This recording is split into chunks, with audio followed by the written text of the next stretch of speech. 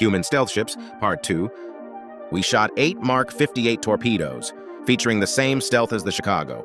These torpedoes were fired from small doors in the optical camo, open for only as long as needed before closing tight. These torpedoes were slowly guided in via a real-time communication link. 2 torpedoes slammed into each warship, and 1 per cargo ship. 4 SSM-18 missiles were fired at the remaining cargo ships, as we quickly jumped out before a Voss QRF could jump in. We left a buoy behind to see what jumped back.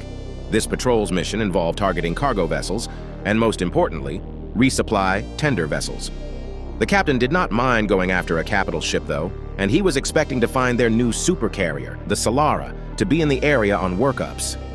It only took 3 standard days to find something.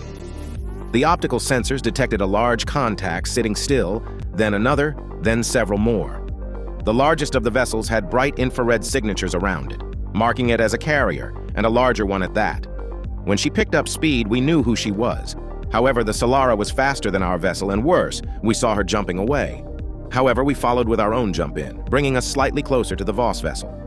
Fire Control Con, set up a solution on Master 1. Designate Solara-class supercarrier, said the captain, followed by a swift, "Aye, aye."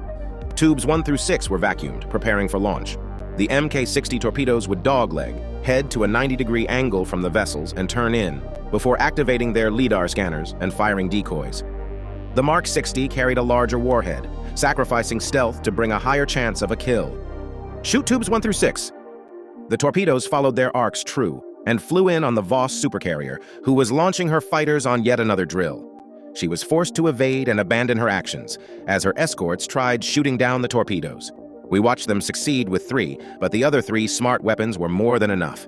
3 massive holes were ripped in the carrier, one hitting a magazine, another hitting a fuel bunker. The explosion was bright, and their crew had no chance. The explosion was massive, and we snuck away. However, that would not be the only excitement of the day. Our orders were canceled by SUBCOM, Submarine Command, and we were ordered to link up with the submarine tender Orion for resupply and to gather a new mission. I was informed this typically means either a deep missile strike or a special forces raid. However, I will leave that for another report, as this was a very interesting report. Signed, Commander Qualoxite, ACAR Navy.